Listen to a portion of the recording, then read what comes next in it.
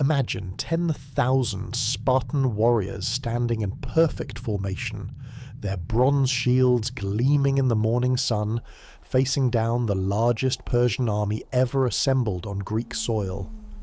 This isn't the famous last stand at Thermopylae where 300 Spartans died heroically.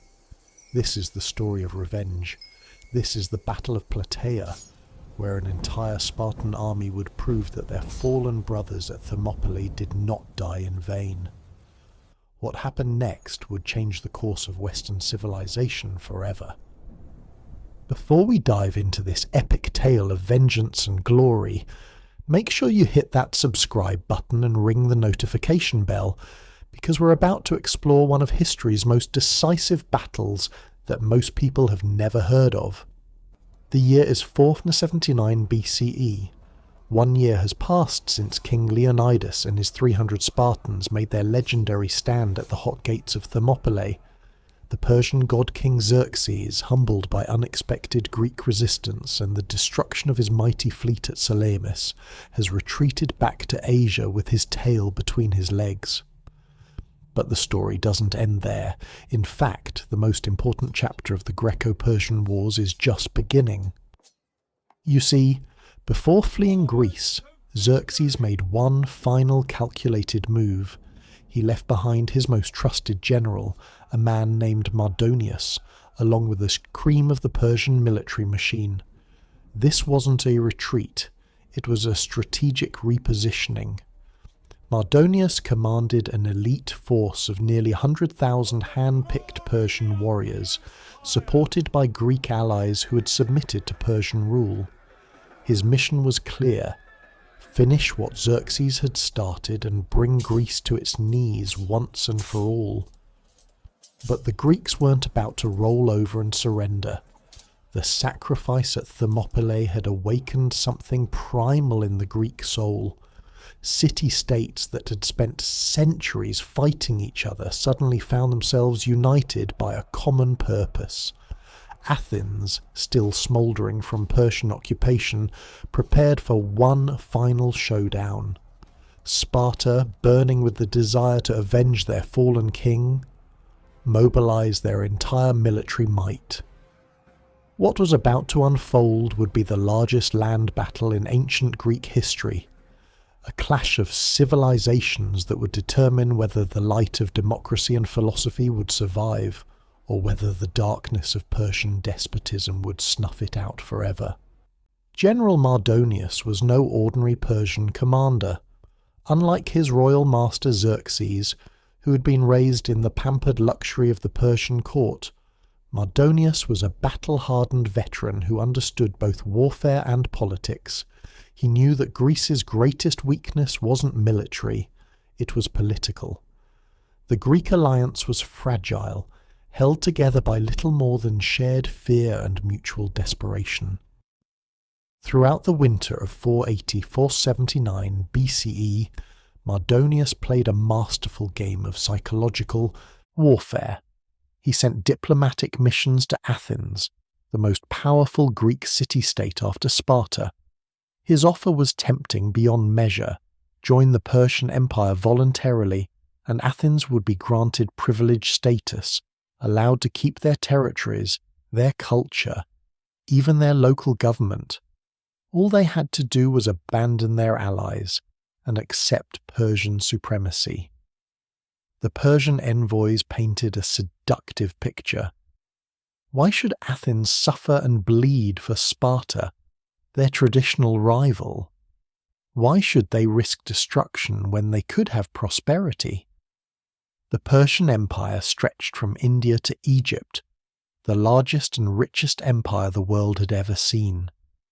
Athens could be part of this golden future, or they could choose to burn with the rest of Greece.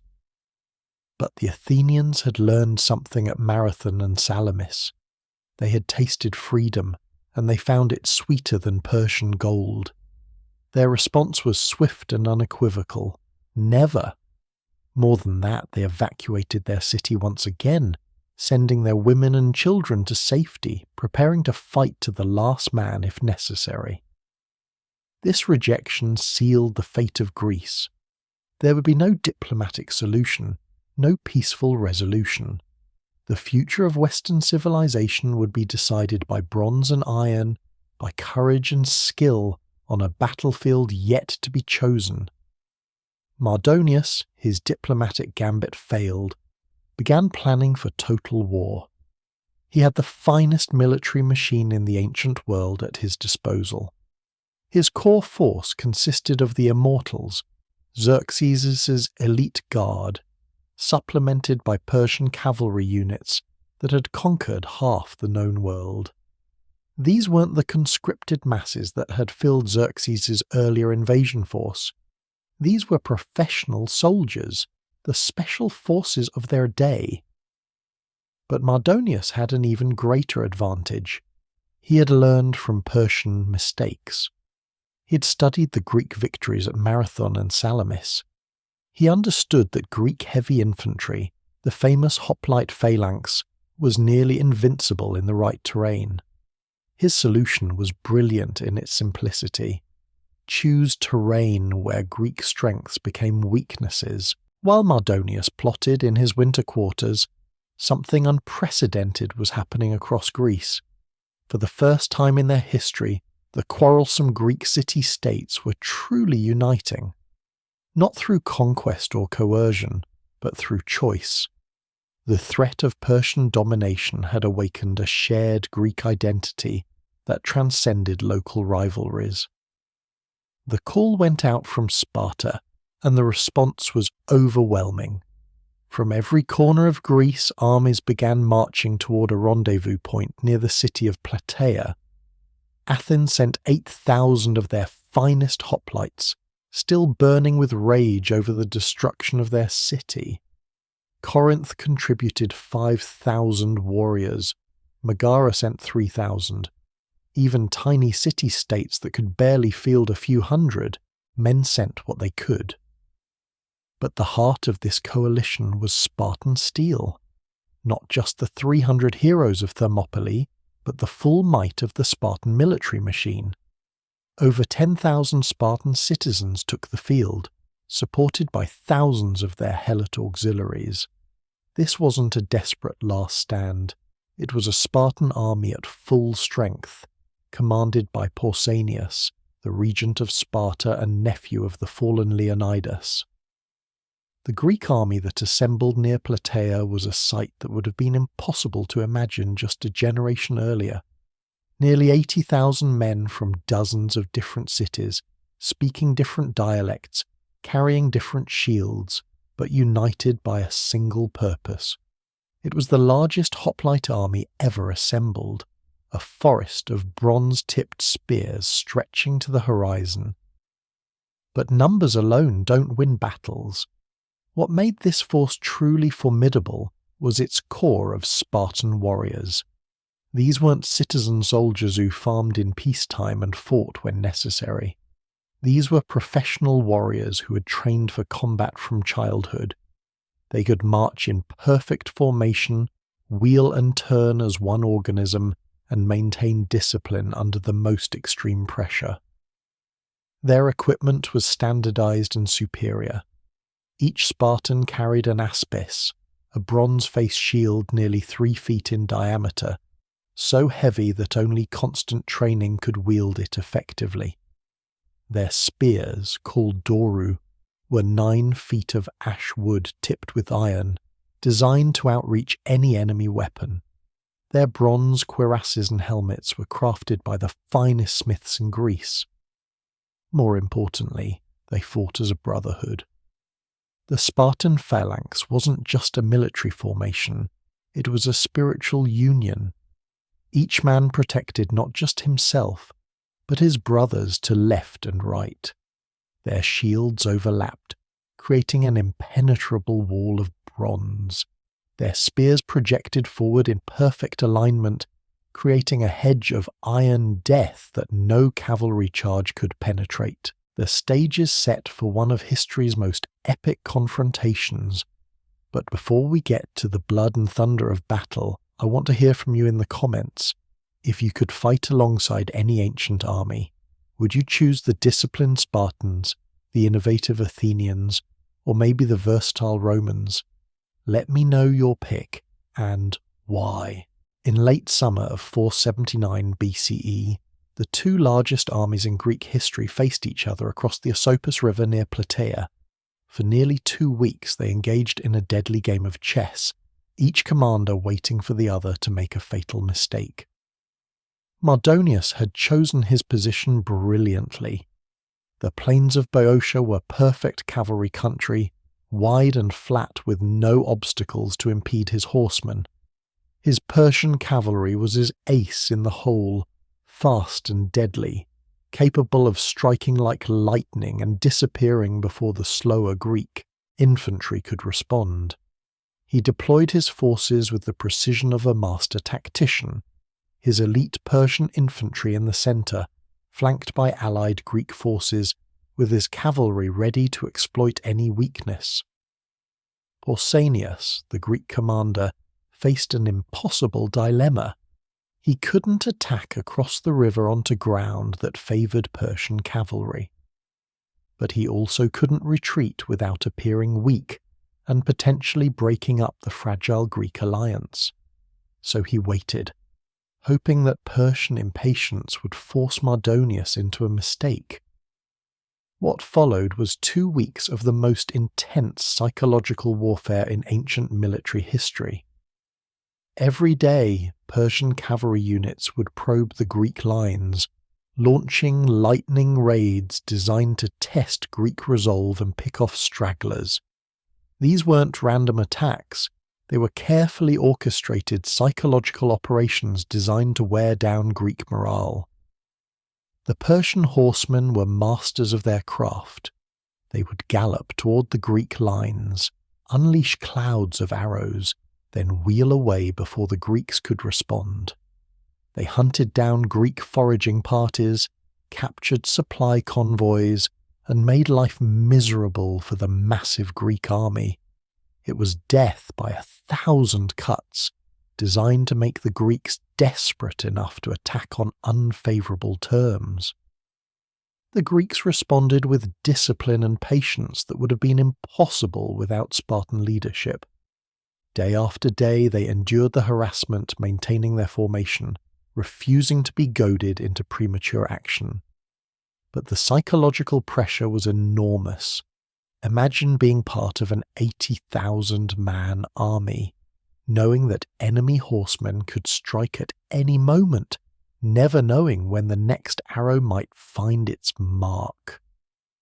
The turning point in this war of nerves came during one of the Persian cavalry raids. A unit of Megarian hoplites, citizens of one of the smaller Greek city-states, found themselves cut off and surrounded by Persian horsemen, led by a commander named Mecistius. The situation looked hopeless. Hundreds of Greek infantry trapped in the open by fast-moving cavalry. But the Greeks had learned to adapt. A contingent of Athenian archers, supported by light infantry, rushed to the rescue. In the fierce skirmish that followed, Mecistius himself was struck down by an arrow. The death of this popular Persian commander was a devastating blow to Persian morale and a huge boost for Greek confidence. However, Mardonius had a larger strategy in play. While his cavalry kept the Greeks pinned down, he sent other units on wide flanking manoeuvres. Their target wasn't the Greek army directly, but their lifelines. Persian cavalry captured the Greek supply trains and, most critically, seized control of the Gargathian Spring, the only source of fresh water for the massive Greek army. It was a masterpiece of strategic thinking. Without food and water, the largest army in Greek history would collapse without a battle. Mardonius had achieved what seemed impossible, forcing the Greeks into an untenable position without risking his own forces in a direct confrontation. Pausanias faced a nightmare scenario. His army was dying of thirst, running out of food, and trapped in an increasingly desperate position. He had no choice but to order a retreat to a new defensive position near Plataea, where fresh water and better defensive ground could be found. but retreating with an 80,000-man multinational army at night is one of the most complex maneuvers in ancient warfare. It requires perfect coordination, clear communication, and absolute discipline. A single mistake can turn an orderly withdrawal into a catastrophic rout. The plan was elegantly simple in concept. The Greek centre would move first, falling back to the new position under cover of darkness. The Athenians on the left flank would follow, maintaining contact with the centre. Finally, the Spartans on the right flank would serve as the rear guard, ensuring that no Persian forces could interfere with the withdrawal. What happened next was a study in how even the best laid plans can go horribly wrong. The Greek centre, composed of contingents from smaller city-states, became confused in the darkness. Instead of stopping at the designated position, they kept moving, creating a dangerous gap in the Greek line. The Athenians, trying to maintain formation, became separated from both the centre and the Spartans. Worst of all, the Spartans, with their legendary stubbornness and sense of honour, refused to begin their withdrawal until they were absolutely certain their allies were safe. This left them dangerously exposed as dawn began to break over the battlefield. As the sun rose on what would become one of the most decisive days in Western history, Mardonius gazed across the field and couldn't believe his eyes. The mighty Greek army appeared to be in full flight, scattered and disorganized, seemingly ripe for destruction. After weeks of careful maneuvering and patient waiting, victory appeared to be within his grasp. To Mardonius, it looked like divine intervention. The Greeks, who had frustrated every Persian strategy for months, were apparently falling apart on their own. Their disciplined formations were broken, their units scattered across miles of terrain. It was the opportunity he'd been waiting for, the chance to end the war with one decisive blow. Without hesitation, Mardonius gave the order that would seal his fate. He commanded his elite Persian infantry, the cream of his army, to charge across the Asopus River in pursuit of what he believed was a retreating enemy. It was a decision based on incomplete information and wishful thinking, and it would prove to be one of the greatest military mistakes in ancient history. The Persian infantry, confident in their superior numbers and expecting an easy victory over a broken enemy, surged forward with enthusiasm. These were veteran soldiers who had conquered nations, and they could taste victory in the air. They had no idea they were walking into a trap that would destroy the Persian Empire's dreams of European conquest. What Mardonius didn't realize was that the Spartans weren't retreating in panic. They were conducting a tactical repositioning, and they were still very much ready to fight. When Pausanias saw the Persian charge beginning, he made the decision that would echo through history. Instead of continuing the withdrawal, he ordered his Spartans to turn and face the enemy. In minutes, 10,000 Spartan warriors and their Tegean allies formed the classic hoplite phalanx. This was the moment their entire lives had been building toward. From the age of 7, Spartan boys had trained for this exact scenario. They had practiced the movements until they could execute them in their sleep.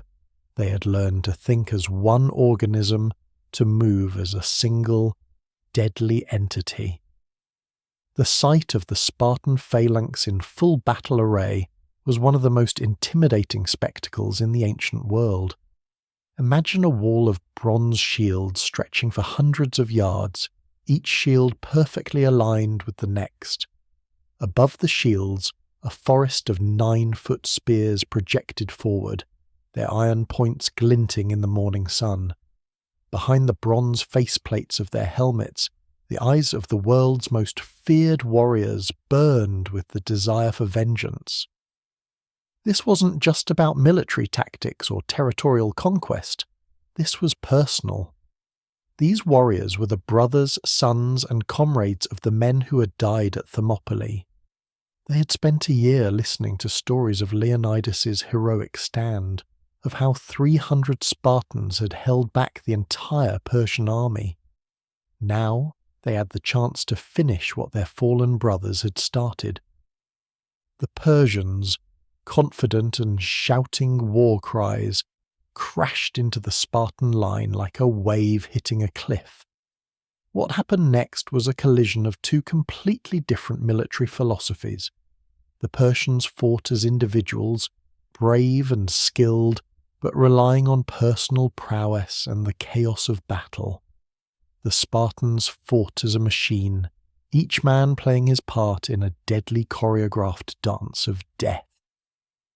The Persian infantry were not cowards or weaklings.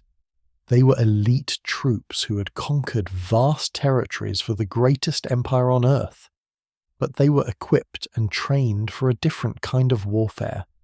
Their shields were made of wicker and leather, lightweight and maneuverable, but no match for Spartan bronze. Their spears were shorter, designed for close combat rather than the long-range killing power of the Spartan, Doru. Against an equal number of enemies, the Persian equipment and tactics might have been effective, but they weren't facing equal numbers or equal training. They were attacking a formation that had been perfected over centuries, defended by men who had spent their entire lives preparing for this exact moment. The fighting was beyond brutal. The Persians, realizing they were at a disadvantage, tried desperately to break the Spartan formation. They grabbed at the long spears with their bare hands, trying to snap them or pull them away from their wielders. They threw themselves against the bronze shields, seeking any gap or weakness in the Spartan wall. But the Spartan line held. For what seemed like hours, though it was probably only minutes, the two forces were locked in a horrific grinding match. Men died by the dozens on both sides, but the Spartan formation remained unbroken. Their bronze shields overlapped perfectly. Their spears thrust and withdrew in perfect rhythm. It was killing transformed into art. Death dealt with mathematical precision. In ancient warfare, the death of a commanding general could instantly transform victory into defeat. Leaders didn't command from the rear. They fought at the front, inspiring their men through personal example. Mardonius understood this principle, and he had positioned himself at the very tip of the Persian spear, fighting from horseback at the front of his elite infantry. It was this courage that ultimately doomed him. Riding his distinctive white warhorse, Mardonius was easily recognizable on the battlefield. He fought like a hero from Homer's epics, personally engaging enemy warriors, rallying his men through word and deed. But his visibility made him a target, and Spartan warriors had been trained to identify and eliminate enemy leaders. The exact details of Mardonius's death are lost to history, but the impact was immediate and devastating. One moment the Persian general was leading the charge against the Spartan line. The next he was falling from his horse, struck down by a Spartan spear or sword. With their charismatic leader dead, the Persian will to fight simply evaporated. Ancient armies were held together by personal loyalty to their commanders as much as by discipline or patriotism.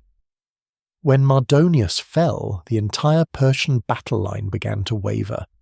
These elite troops, who'd been pressing hard against the Spartan formation, suddenly found themselves leaderless in the middle of the most intense combat of their lives. Panic is contagious in battle, spreading faster than wildfire. As word of Mardonius's death spread through the Persian ranks, individual courage gave way to collective terror. The disciplined attack transformed into a desperate scramble for survival. Persian soldiers who'd been trying to break the Spartan line moments before were now trying to escape it. The Spartans, sensing their enemy's panic, pressed their advantage with ruthless efficiency. The phalanx that had been defensive became offensive, pushing forward like an inexorable bronze tide. Their training allowed them to maintain formation even while advancing, something that would have been impossible for less disciplined troops. What had been a battle became a massacre. Persian soldiers, their formation broken and their commander dead, fled back toward their fortified camp. But running from Spartan hoplites was nearly impossible. Weighed down by equipment and demoralized by defeat, many Persian warriors were cut down before they could reach safety. On the other side of the battlefield, the Athenians were having their own moment of triumph. They had been engaged in a separate but equally fierce battle against Greek allies of Persia, primarily Thebans who had chosen to side with the invaders. When news of the Persian collapse reached them, the Athenians redoubled their efforts and finally broke through their opponents' lines as well. What followed the collapse of the Persian battle line was unlike anything seen in previous Greek warfare. Typically, ancient battles ended when one side broke and fled, with relatively limited pursuit. But this was different. This wasn't just about military victory, it was about survival, revenge, and the fundamental question of whether Greek civilization would continue to exist. The entire Greek army, now unified and victorious, converged on the Persian fortified camp. This wasn't just a military installation. It was a fortress built to protect the cream of the Persian army and their accumulated wealth from years of conquest. The camp was surrounded by wooden palisades, defended by the remnants of MARDONIUS'S forces and thousands of Persian camp followers and support personnel. Here, the limitations of Spartan training became apparent. Spartans were masters of open-field combat, trained to fight in phalanx formation against enemy infantry. But siege warfare required different skills, different tactics, and different equipment. The wooden walls of the Persian camp might as well have been the gates of Troy for all the immediate impact Spartan spears could have against them. But the Greek army wasn't just Spartans. The Athenians, veterans of urban warfare and siege operations, took the lead in the assault on the camp. They had experience in breaking down fortifications, in coordinating complex attacks against defended positions. While the Spartans maintained the perimeter, preventing any Persian breakout attempts, the Athenians organized the actual assault. The siege of the Persian camp was relatively brief but utterly decisive. Demoralized by the death of their general and the collapse of their main army, the Persian defenders put up only token resistance. When the Athenians finally smashed through the wooden gates, what followed was less a battle than a systematic elimination of enemy forces. The slaughter was horrific even by ancient standards. Trapped within their own fortifications, unable to maneuver or retreat, the remaining Persian forces were methodically destroyed. Of the nearly 100,000 men that Mardonius had led into Boeotia, only a tiny fraction managed to escape. The Persian army that was supposed to complete the conquest of Greece had been annihilated. But the true significance of the victory went beyond mere military statistics. The Persian camp contained unimaginable wealth accumulated from years of conquest across the known world. Gold, silver, precious stones, exotic spices, silk, and artwork from a dozen different civilizations. The Greek soldiers, many of whom were farmers and craftsmen in peacetime, found themselves surrounded by more wealth than their entire cities had seen in generations. Yet even more valuable than Persian gold was what the victory represented. The threat that had hung over Greece for years, the shadow of Persian conquest that had driven the Greek city-states to unite in desperate alliance, was finally lifted. The Battle of Plataea had secured not just military victory, but the independence of Greek civilization itself. According to ancient historians, the victory at Plataea was matched by another Greek triumph on the very same day. While the land battle raged near the little town of Plataea, the Greek navy was engaged in its own decisive confrontation with Persian forces at Mycale in Asia Minor. The Persian fleet, already devastated by the disaster at Salamis the previous year, had been rebuilt and reinforced. It represented Persia's last chance to maintain naval superiority in the eastern Mediterranean and potentially support future invasion attempts. The Greek fleet, led primarily by Athenian and Spartan naval forces, had crossed the Aegean to eliminate this threat once and for all. The Battle of Mycale was less a naval engagement than an amphibious assault. The Persians, lacking confidence in their rebuilt fleet, had beached their ships and constructed fortifications on shore. This tactical decision, while defensible from a purely military standpoint, demonstrated the psychological impact of their previous defeats. The Persian navy that had once dominated the Mediterranean was now too afraid to fight on the water. Greek marines stormed the Persian positions in a coordinated assault that mirrored the tactics being used simultaneously at Plataea. The result was equally decisive, with Persian naval forces being completely destroyed and their ships burned on the beaches. The dual victories, occurring according to legend on the same day, represented the complete collapse of Persian military power in the Greek sphere. The symbolic importance of these simultaneous victories cannot be overstated. Land and sea, the two great theatres of ancient warfare, had both witnessed decisive Greek triumphs. The Persian Empire, which had seemed invincible just years before, had been definitively expelled from European soil and driven back across the Aegean. More importantly, the victories demonstrated the effectiveness of Greek unity when faced with existential threat. The same city-states that had spent centuries fighting each other had proven capable of coordinating complex military operations across hundreds of miles of territory. Athens and Sparta, traditional rivals, had worked together seamlessly to achieve strategic objectives that neither could have accomplished alone. The victory at Plataea marked more than just the end of the Persian threat. It marked the beginning of what historians call the classical age of Greece. With the existential threat removed, Greek city-states were free to develop their unique contributions to human civilization.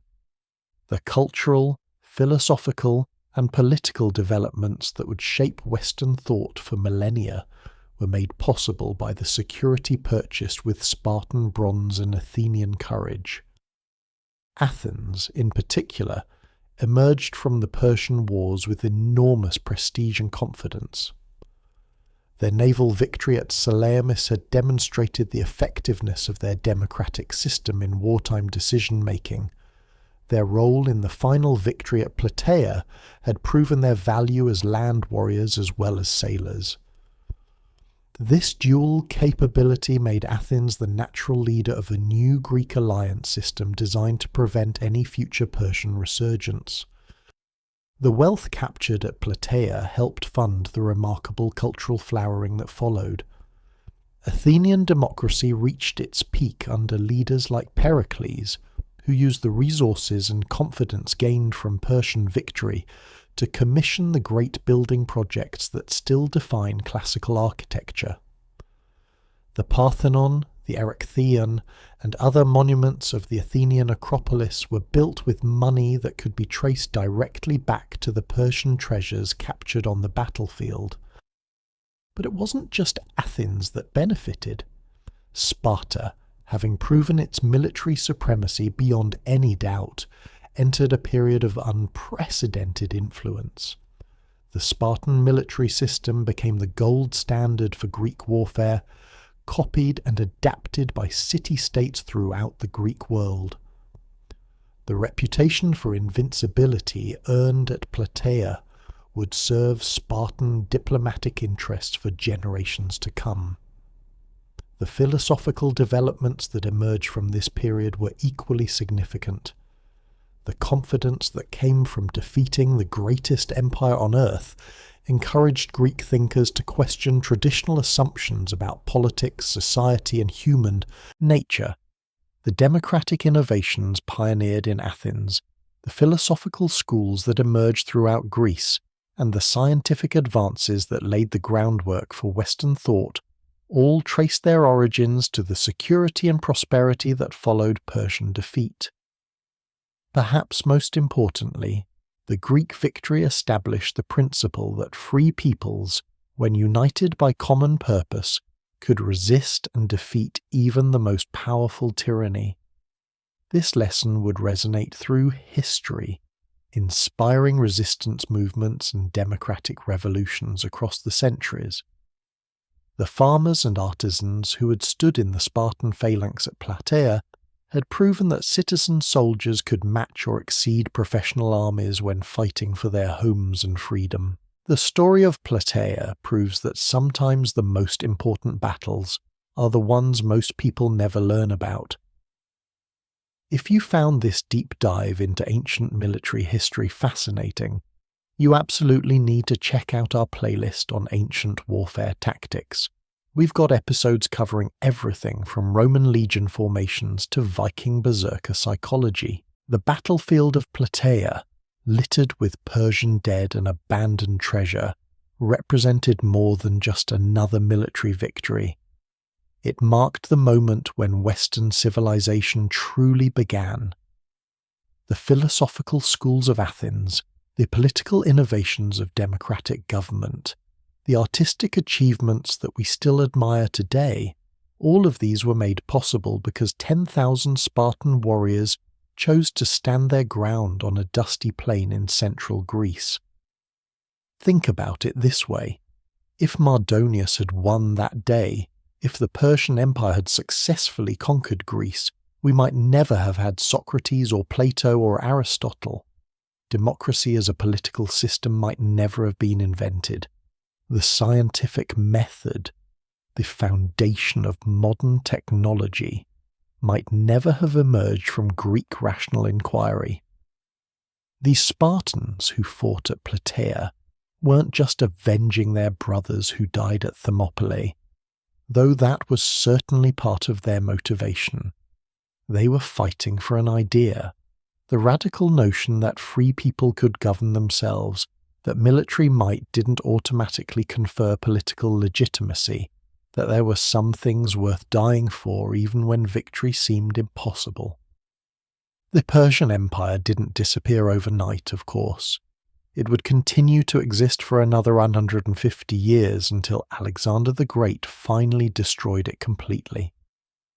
But Plataea marked the moment when Persian expansion westward was permanently halted. Never again would Persian armies threaten to overrun Europe. Never again would the freedom of Greek city-states hang in the balance against Eastern despotism. The true prize won that day wasn't the Persian gold scattered across the battlefield. Valuable as that was, it wasn't even the immediate security that came from eliminating the Persian threat. The real victory was the preservation of a way of life, a set of values, and an approach to human existence that would eventually spread across the entire Western world.